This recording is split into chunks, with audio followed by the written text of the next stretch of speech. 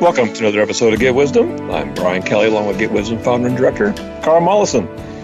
This week, Creator discusses the war in heaven and the rise of evil.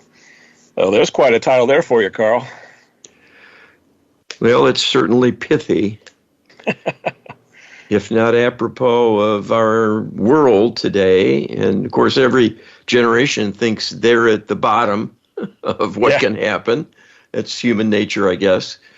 But the idea that all has not been well through the ages, even in heaven, is well documented in the scriptures. And that's kind of like an ancient relic at this point. 2,000 years ago, these words were put down that Lucifer and his legion of angels had a fall from grace. And as a channeler, creator of all it is, I'm in a position to ask about such things and find out more about the backstory, the true story, and get an update and a direct description of things. Insofar as we ask cogent questions, and Creator will share some of the details with us. It's Creator's call always. Yes. But we can ask. And so we're doing that today because this is central to the human dilemma that evil exists. No one wants it, but we're mired in it. And this has gone on all through human history. And many of us get tired of living lives where we have to see this day after day after day, if only indirectly. Yeah. You know, it's interesting because I think a lot of people, especially if they were raised in the Christian tradition, certainly know about the war in heaven. I imagine that's true of the Muslim tradition as well, and of course Jewish as well. So it's well known. It's well known that this happened, but there's not a lot in terms of detail. You know, so I think we're bringing forward some new insights that are needed to really understand this whole phenomenon. Well, if you stop and think about it, there's a lot of questions that come to mind. Oh yeah. You know, I mean, God couldn't keep the angels in line. You know, what's going to happen in terms of humans who are far from angelic on average? So there are things to learn here. I think there's a lot to learn here, and I think we're going to learn quite a bit with this episode. So hang on to your seats. U.S. Creator, in a previous channeling on Lucifer, Creator said the following: "So this well-known risk of power, that absolute power corrupts absolutely, has applied once again in the story of Lucifer. This need not be so, but if not guarded against, is a trap for the unwary. You explained the major risk of great power as being too great a reward for the ego, causing one to become too self-serving. What then is needed to prevent that?" Right? And this is how Creator answers. Humility, which in a sense is a learned attribute. You were created to be bold, daring, forward-looking, ever eager, endlessly curious, and ready to devour experience and knowledge as a consequence of having an endless appetite. This, of course, does not comprise the entirety of your soul's makeup, but these are strong characteristics and traits for a reason. You were not created to be wallflowers, to be non-participants, staying on the sidelines where it might be seen as safe, taking no risks, and having no ambition to rise above the basal level you start at. This would accomplish little, even over the great spans of time, and we would say about it, what would be the point? Why create something that will not add, but only be relatively static and produce much of the sameness as what has come before? To be, in essence, a tiger ready to go on the prowl, searching for something new and exciting to devour, in a sense at least, through learning all about it, and perhaps tinkering and toying with it as a way of understanding how it works, what it is capable of doing, and the consequences. There are many pitfalls that arise rather quickly. For one thing, a newly created soul will learn quite quickly they are not alone. They have a creator. But they also have many other fellow creations, all of whom have interests and ambitions and in a sense are unbridled and will cross one's path. This can lead to many complications and opportunities for friction or interference if care is not taken. So immediately one must begin to learn the rules of the road, so to speak, how to be a good citizen, how to fit in, while still serving the self to grow, learn, and expand with a strong desire to do so without limitation. So a large aspect of that learning will be reacting to consequences of the need to make a course correction as a result of getting feedback from other beings who might find fault with what you are doing and how you are doing it, and seek to offer guidance on how to be more effective in a balanced way without causing discord and disarray that will affect others and lead to difficulties and problems that will inevitably become your responsibility to rebalance and restore. There is much learning needed about one's purpose, one's role in things, and the overall agenda of the big picture, essentially the entirety of creation, when it comes to the light being, who has a broad reach and not a physical human confined to one's own planet and heavily constrained by the fragile nature of the body with limited mobility and the many other constraints of physical existence. So that learning, in the case of human, must start quickly. And if that is not feasible, which truly is the case for human infants, there must be quite an extensive period of time during which the young must be protected from outside negative influences, as well as from the infant's own impulses as they begin to gain mobility and can get themselves into trouble if not watched closely.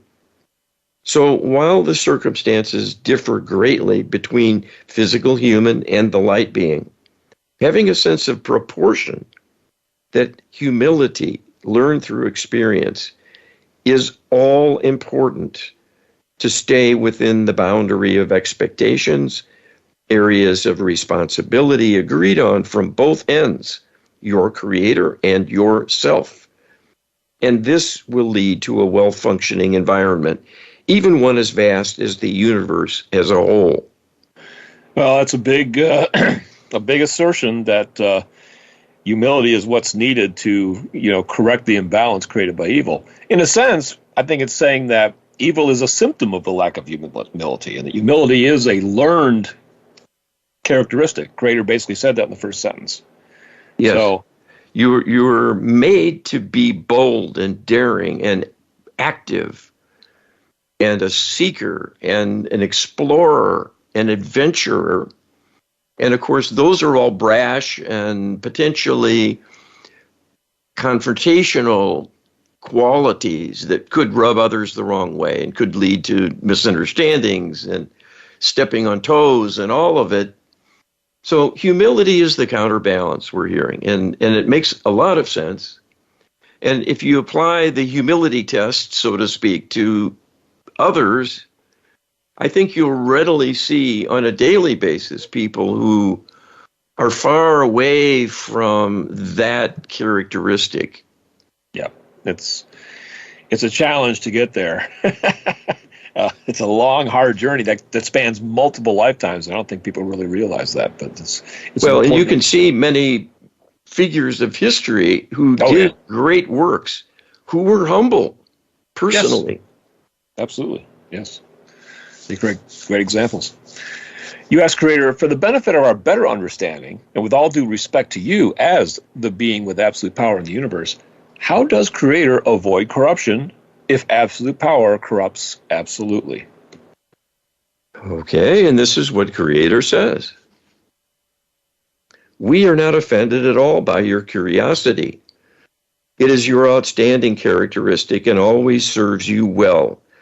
And that is because you have learned the lesson of humility and do not probe with excess ego or self-interest in going where you're not wanted or an ulterior motive to in some way take advantage of the gain and knowledge you acquire to create an imbalance of greater power for yourself over others, and so on.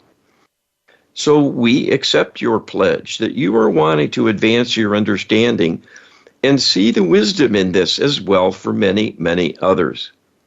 For one thing, to stay within the spirit of this aphorism, to avoid the possibility of corruption inherent with holding great power, this would put the lie to the common description of Creator, even in the scriptures, as being a jealous God, quite willing to judge and condemn the transgressor for their sins and punish severely those who stray from the path of the divine, and our proscriptions against wrongdoing we have sent to you from on high. All those descriptions, seen again and again throughout religious writings, are falsehoods and disinformation, imposing on us the all too prosaic outcomes of inner corruption seen throughout history and the human culture by many tyrants and leaders of all kinds who rule with a heavy hand while enjoying many personal privileges and always cause great suffering for many, all of which is non-divine and not activities we engage in under any circumstances. So it is fair and instructive to ask, how can we avoid corruption if absolute power corrupts absolutely? The answer is truly quite simple, that the missing ingredient in the description of this aphorism is the attribute of divine alignment. So we would simply amend this saying to read, absolute power corrupts absolutely in the absence of divine alignment.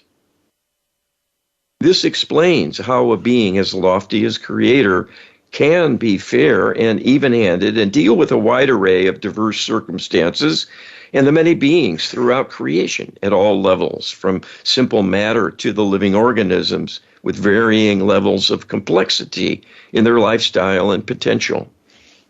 We are not corrupt because everything we do is for the further creation of joy and upliftment.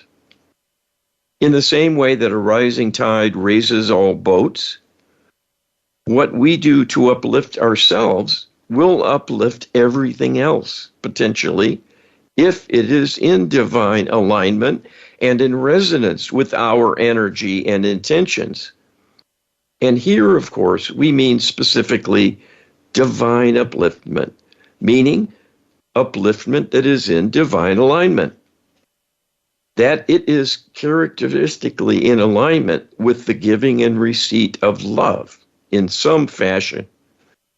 That is a fundamental characteristic and attribute that only serves and will never take away anything from anyone if it is in divine alignment, being in proportion, given freely but fairly and without playing favorites as an unfair penalty to some, and so forth. This is why learning about the divine is such a useful enterprise and can be a lifelong pursuit, and will be ideally for anyone because there are always new things to learn that come from growth and expansion. As challenges become increasingly complicated and demanding, there will be new skills required, new ways of thinking, and new strategies needed to help keep things in balance, to foster success, and avoid failure or a setback that will have adverse consequences and could become a karmic penalty by harming others. In the same way the law of karma demands this of you, we demand it of ourselves, and always seek to rebalancing anything we do that creates a misalignment. So this is the greatest example you can emulate to ensure your own success and your own future growth and development by following our footsteps, learning as you go, paying attention, and taking seriously all we teach about the purpose of life, how to go about the art of living, and avoid making missteps by recognizing the pitfalls and sidestepping unnecessary negativity. What we can tell you is that all you learn will help you do better and carry you further, and that it is more difficult in the beginning, so you can look forward to a glorious future that will continue to offer ever greater rewards if you keep going and are willing to contribute more. Each individual soul has many choices along the way. Because we do not judge, it is you who will decide what level of attainment you aspire to reach and how you will go about seeing to that. There is no set strategy or sequence of hurdles that will challenge you. No pre-established stepping stones. You must learn to bridge and traverse. Each being has an individual path and destiny. And from an enlightened perspective, you will be gaining. Your joy will grow along with everyone's, not only from your individual progress, but the collective success of all in the human family and the many other beings throughout the universe you will learn from. And this, of course, can include us as well. Well, it's a very inspiring and uplifting answer. It talks about divine upliftment.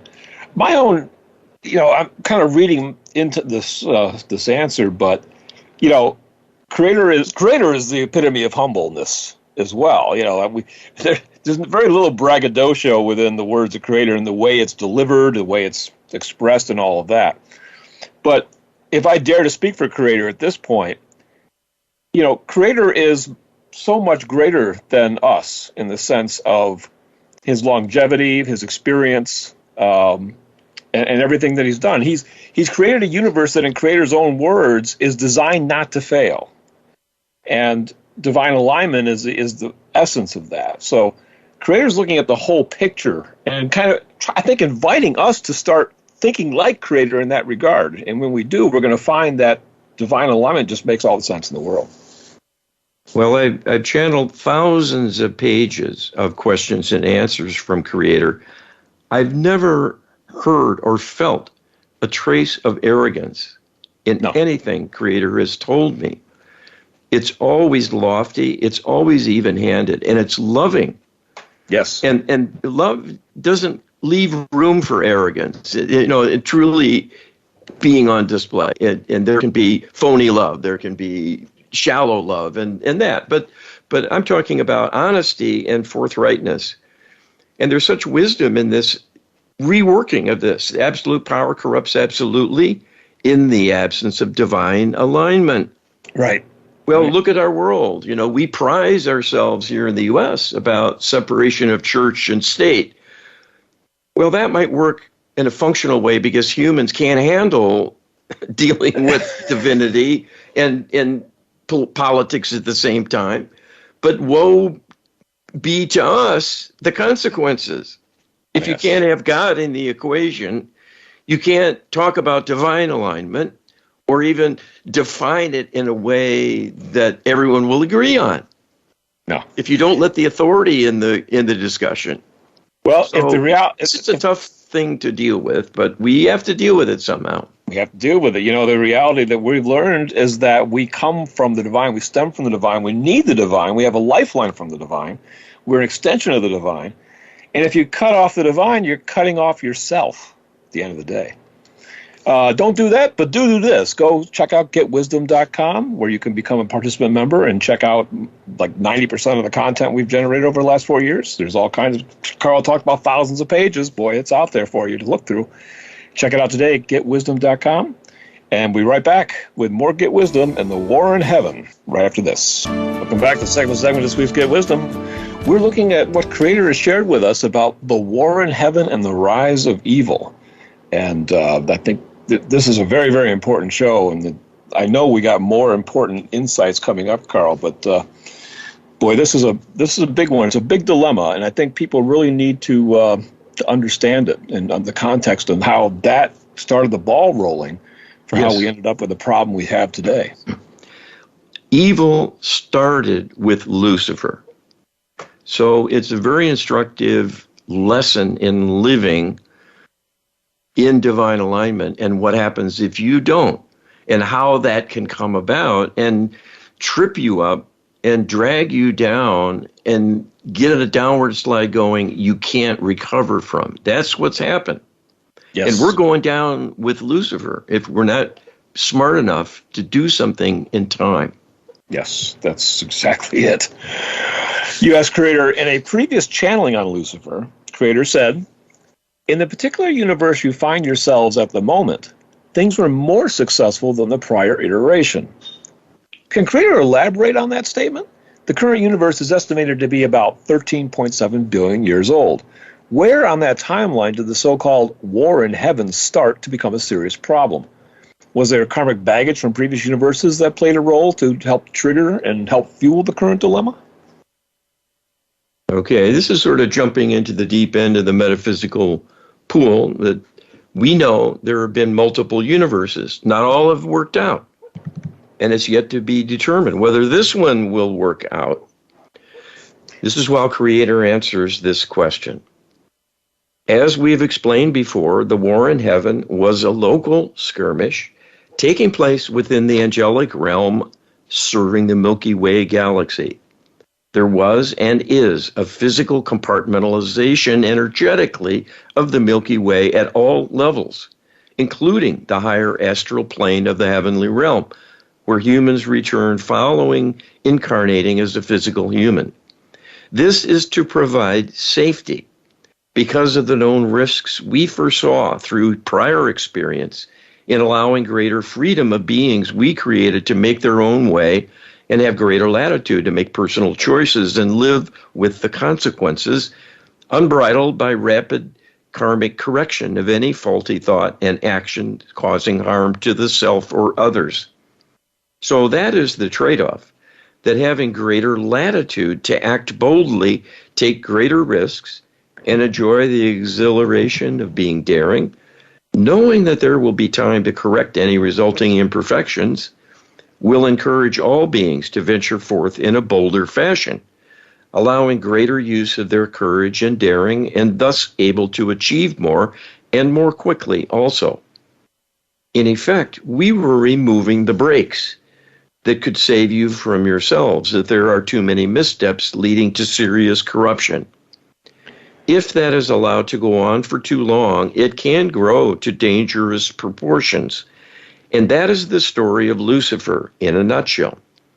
Knowing that was possible from prior iterations of the universe, we redesigned things in ways we believe would result in a greater likelihood of success with this new outing. And indeed, within the timeline you describe, this war in heaven, as you call it, only reached a serious level of difficulty during the most recent third of the universe's existence in current form.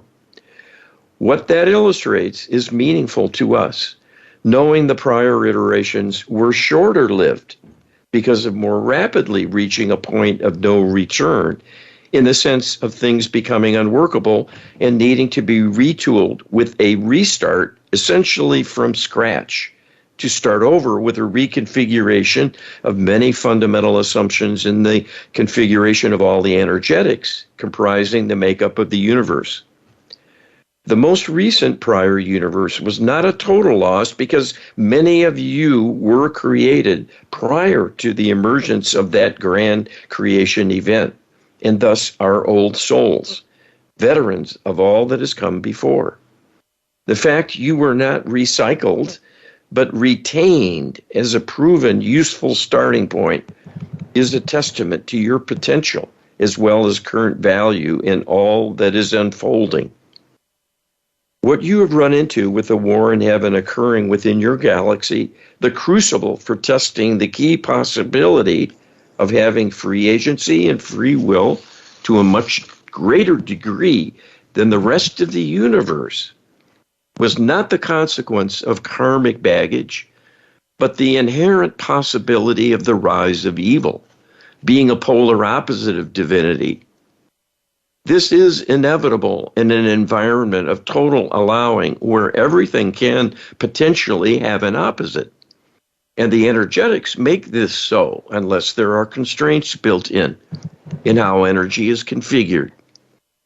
To have maximum flexibility and the greatest possible attainment from the exercise, this requires taking some risk that this potential duality might get out of hand.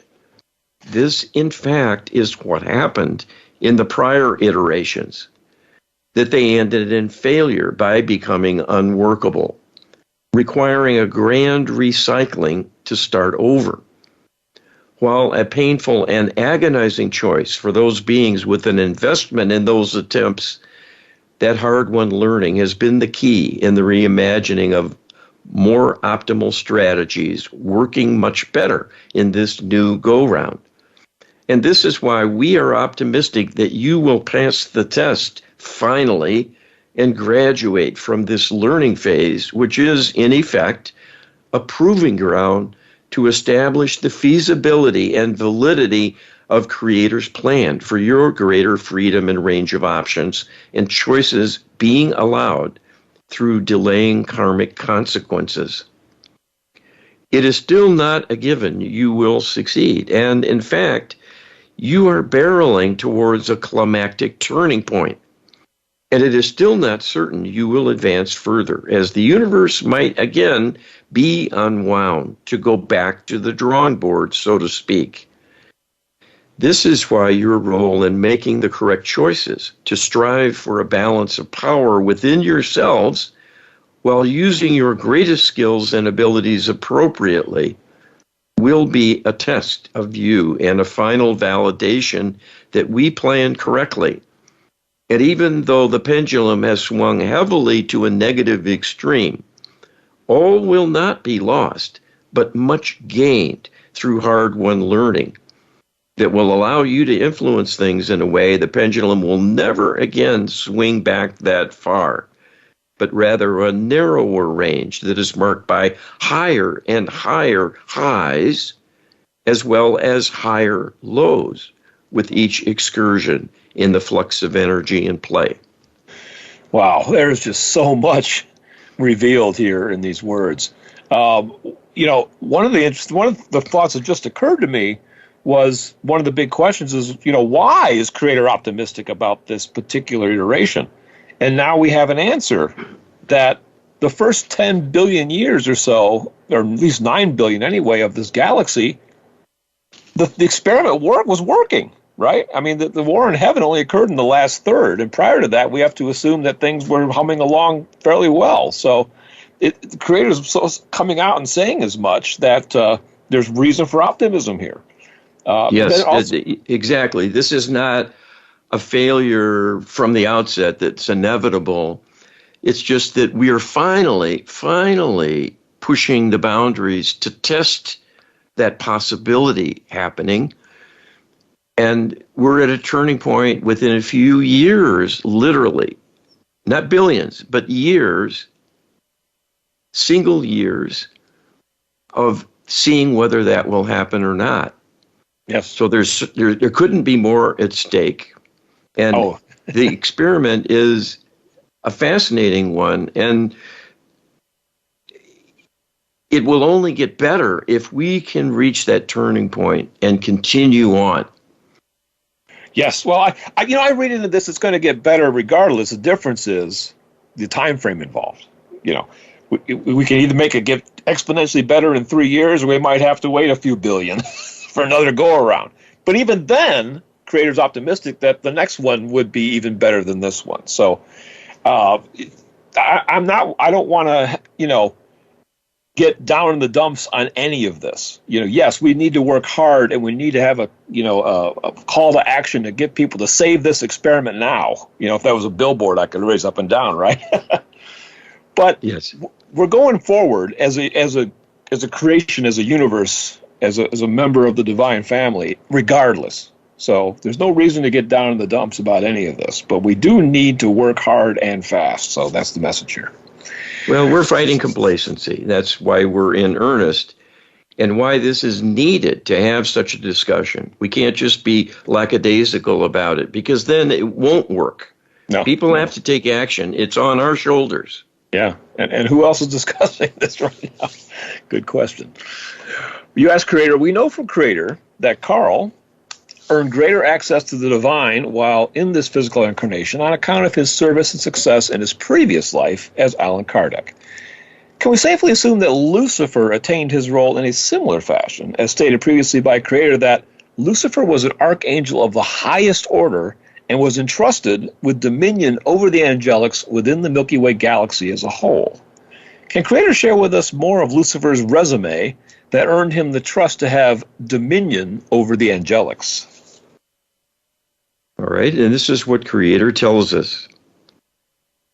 Your question presumes that we were in control and presiding over all Lucifer did, his attainment of power, and the choices he made to arrive at his lofty perch, as well as supporting him and perhaps allowing and enduring mistakes and missteps along the way, and even for some time after reaching a pinnacle of progress that turned downward.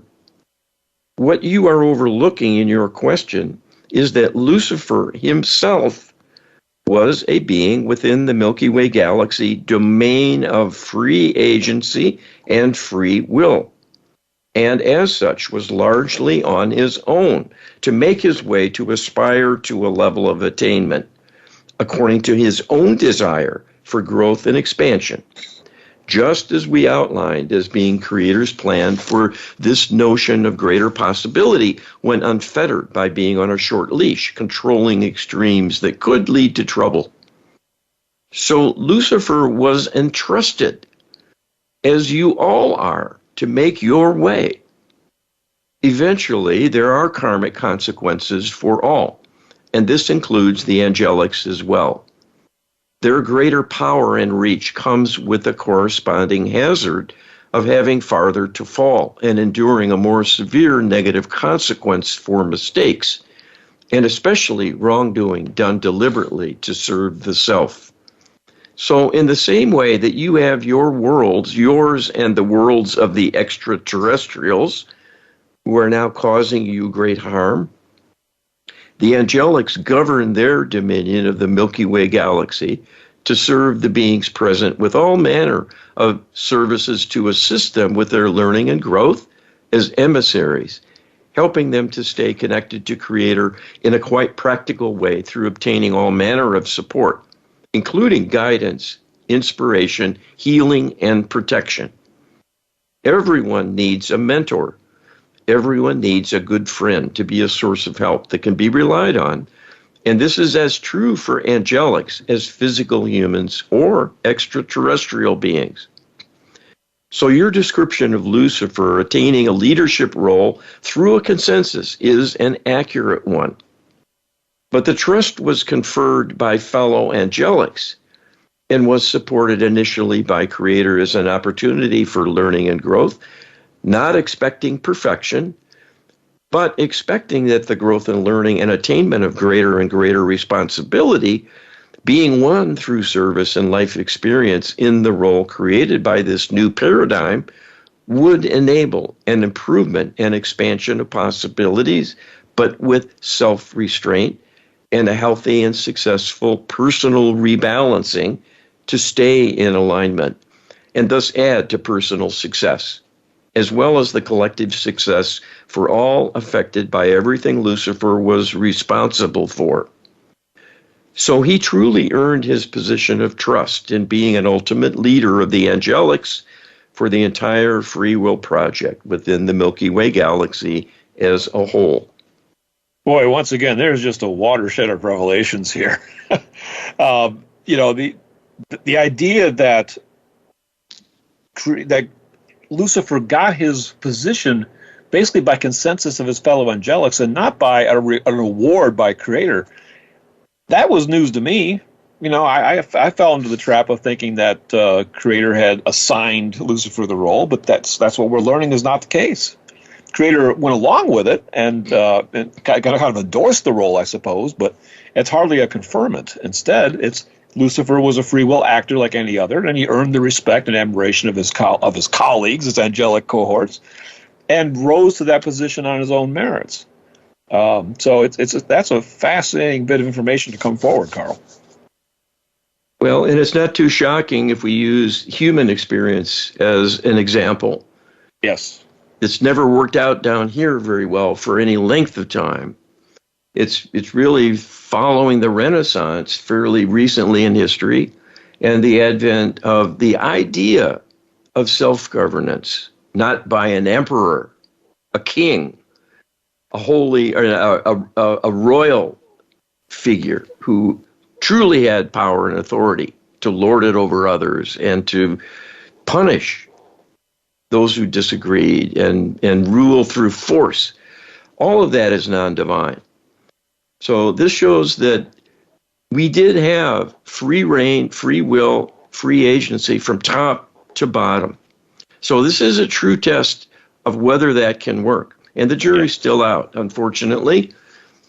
Yeah, but we are in a position to help make it happen now, because the burden is on us to heal and solve the problem of evil. Yes. With divine help, but it's on our shoulders to do that. You know, one of the interesting insights out of this answer, especially the last paragraph, because one of the questions that was kind of asked in a way was, did Creator have any expectations in terms of whether Lucifer would succeed in this role or not? And we have learned that the hazard of falling into depravity is not only there for Lucifer, but it's there for everybody. So it was always a possibility, but not just Lucifer, but for any being. But the Creator anticipated it to happen, and I would say from this final paragraph, the answer is basically no. There was expectation that Lucifer would succeed and remain in a divine alignment. So we don't know that. I mean, let me caution you. We don't know that, because what I'm thinking is it might ideally have been a different archangel who rose to that position of highest authority among the angelics. But it happened to be Lucifer, who wasn't quite up to the task from a divine point of view, and maybe too vulnerable to the pitfall of ego. Just like in the human realm, it's not always the best person of character who gets elected a leader. Oh, absolutely. Even in a free country. Yes. And there are many reasons why that happens, but we don't know. That would be interesting to probe into, in fact. Yes, well, we'll put that on the list for things to look into for sure. And while we're looking into that, you can look into getwisdom.com and check out the healing services that are available. We have a number of practitioners aligned with Get Wisdom that you can engage to do Lightworker Healing Protocol work, or even HMR, a new protocol, a new approach to healing that is highly, highly effective. You can read up all about that at getwisdom.com and download the book to learn about the Lightworker Healing Protocol. Getwisdom.com/LHP, getwisdom.com/LHP. Go onto the site. There's a tab there on the main menu about healing, and there you can check out all the services that are available. It's critical, I think, to do that. And you can get tremendous benefit. You have really no idea, but we invite you to check out Get Wisdom and get an idea. And we'll be back with more Get Wisdom with the final segment right after this. Welcome back to the final segment of this week's Get Wisdom. We are examining what Creator has shared with us about the war in heaven and the rise of evil. And I have to say that the first two segments were certainly not disappointing for me personally. I hope that they were interesting for the audience as well. And there's more to come, Carl. Indeed. We'll get right into it. U.S. Creator, you have said about power leading to corruption that, if not guarded against, it is a trap for the unwary. The word unwary implies ignorance, a critical lack of experience with negative consequences, and failure to take precautions. Is this essentially what happened to Lucifer? Was he a victim of his own prior successes? This is what Creator tells us. He was not a victim of too much success. He was a victim of his inability to make a course correction when the success led to becoming too enamored of the power he experienced in having so much unilateral influence and control of things, with so many looking to him for leadership and approval, all of which contributed to becoming too enamored of the praise and flattery and the pitfall of it, in effect, becoming addicting. He was constantly yearning for more, and this led to excesses where he overreached.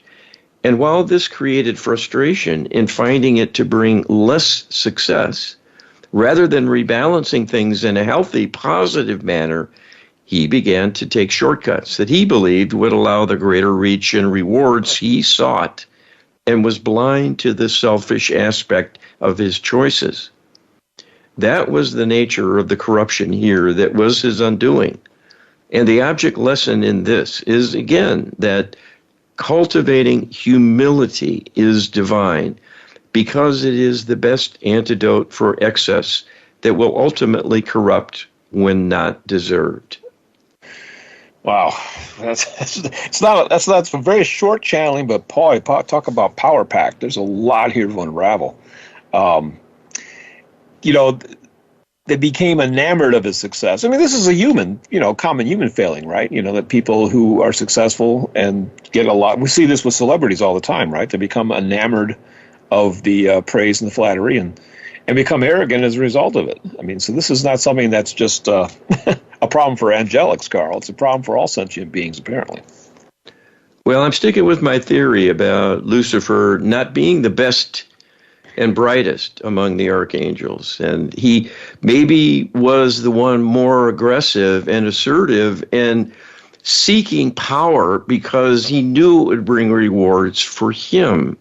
Right. And so he did a lot. He was flashy, he was powerful, he was brilliant, and he was effective because of his talents and his skills. And we see that again and again on the human level with those talented people who are even prodigies, and then they burn out along the way, or flame out, or get corrupted in some way, and then all that power goes for naught. Yep. Well, Creator says that he was prone to overreach and to take shortcuts, what he believed were shortcuts. The fact of the matter is there probably is no such thing as shortcuts when it comes to divine alignment or getting things done. And effectively, a shortcut probably in his outlook was coercion, that people, beings, angelics, humans, because at this point there was also probably physical sentient humanoids, and as well as other intelligent creations throughout the universe, were not cooperating with what he wanted them to do. So I imagine his shortcuts involved some levels of coercion, and that brought karmic backlog. Even though it's delayed in a universe that's 13.7 billion years old, that karma is probably going to circle back and hit him square, broadside. So he created his own dilemma for sure. Yes. U.S. Creator, as Lucifer was a veteran of earlier universes, he must surely have witnessed a similar fall from grace and descent into depravity on the part of others. Did he think he was immune, that it could never happen to him? And that no amount of warnings could change that self-perception is evidenced by this earlier channeling of Creator. This led to the misapplication of power and inner corruption of his thinking, and worsened over time. Despite hints and warnings, he was taking liberties that were inadvisable, but he proceeded anyway. This led to his downfall. We are reminded of teenagers in particular who ignore their parents' advice and then promptly go out and get themselves in grave trouble. We all have experience with that, I think. Are we on the right track here in trying to understand what happened and why? All right, and Creator answers, you are close to the truth of things here in this description, along with our reminder of the operating constraints imposed by the grand experiment of free agency and free will, applying throughout your restricted Milky Way galaxy as a proving ground. So again, this meant it was up to him primarily to see the dangers and the warnings. We hinted, but could not impose with marching orders to take a prescribed corrective action that would get him back on track, any more than we can intrude in your life to admonish you and tell you what to do to right your ship, so to speak. Free agency and free will are just that. So we could not lead him in the same way we cannot lead humans to make choices we would prefer, or perhaps even know will be much more productive and better in the end for the individual involved. So Lucifer's failings were his own and came as a consequence of his choices and not ours, to act or not act in any particular way at any particular time. We reach out to him with inspiration and guidance in the same way we do for everyone. Not all will hear us. Not all will listen. And that is a function of belief and level of corruption that might have accumulated but without enough insight to recognize something is amiss and a decision to reach out to us for assistance, we will largely be powerless to render assistance other than indirectly. And that might well not be enough when people are so far out of alignment they cannot find a way back. Well, again, I think we're being shown something very significant here, that Creator actually, even though angels are essentially a different species of consciousness, I think we've been told that by Creator somewhere in this project. They're still consciousness, and I think our similarities are greater than our differences. I'm talking, humans and angelics, right? Yes. So, in a sense, people have a tendency to think of angelics as wildly, radically different from us. But we're learning in this channeling right here that that's probably not the case, that we actually have a lot more in common than we have different. Yes, they're light beings. They're light being mode all the time. They have dominion over the galaxy. They're bigger in terms of scope, but in terms of kind, perhaps not so much. Well, one of the things that was a shock to me to learn about the angels is they're not superior to us. Yeah. They were actually created to serve humanity and serve the other beings that have potentially greater range of capability and roles to play. Yes. So the angels are more an ancillary group of beings to assist, and very important and lofty, to be sure. But this gives you some perspective of why something could happen. And if we get corrupted, it's not a surprise the angels can get corrupted. Indeed. You ask Creator, flash floods are dangerous, and one should never stand in running water that's rising. At some point, you will have waited too long to escape, and will now need the intercession of others. Can Creator share how empowered prayer and the light worker healing protocol enable us humans to intercede and even potentially rescue Lucifer and the fallen angelics, and that it is up to us humans, and not just Creator and the divine realm? And Creator tells us, our fervent hope for this exchange is for all who listen to these words to hear the take-home message that what happened to Lucifer can happen to anyone, any soul-based being, because all within the Milky Way, at least, are gifted with the blessings of free will and free agency. So the experiment is still running and very much will depend on all you do or do not do. The choices remain yours.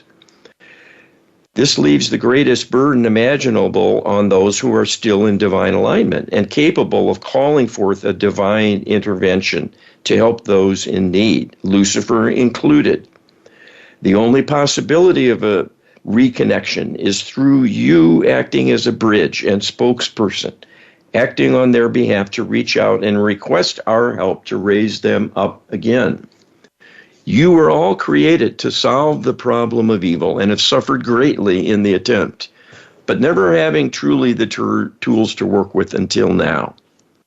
The divine wisdom imparted through the work of your channel to better define how to empower prayer to make a divine outreach effective in getting help truly needed, and especially the Lightworker Healing Protocol as the most empowered tool of all ever available in history. We've given you the tools to work with, but you must use them. You must awaken others also to add their intentions to yours to provide enough human spiritual capital for the task at hand. That will be magnified and amplified greatly using the leveraging within the empowered prayers we have given you and the quite powerful Lightworker Healing Protocol with its many types of leveraging built in. But it requires human intention to put it in motion. And that is why we are giving you this call to action in no uncertain terms. It is time to choose. Do you wish to take action and save yourselves, or indulge complacency, leave the task to others, and suffer the inevitable consequences of defeat? We await your choice. Well, the choice is laid in front of us, Carl. we need to pray is really what the bottom line is. We need a divine partnership with Creator, and the way that you achieve that is by the way you achieve a partnership with anybody. You go ask them, right? Will you be my partner? And then you work with them back and forth in a tight relationship. That's what Creator wants. Same thing, right? I said we're not that different from the angels. We're really not that different in terms of kind from Creator as well, as what we're told. We're extensions of Creator, and what works with humans ultimately works with Creator in terms of the partnership idea, that we need to ask Creator to join us and help us intercede. It's the request that's all important. Well, and the empowered prayers are simple to use. This is not a demanding exercise. It just requires belief and commitment. And the LHP can be learned by most people. You can be trained in how to heal. Or you can come to us and hire us to help you heal in your family and get you in the program so you get repeated healing. There's nothing better you can do with time and money than healing, because that's the answer for all of our future. Absolutely. And you can check it all out at getwisdom.com. That's all we have for Get Wisdom this week. Thanks, everybody. Be well.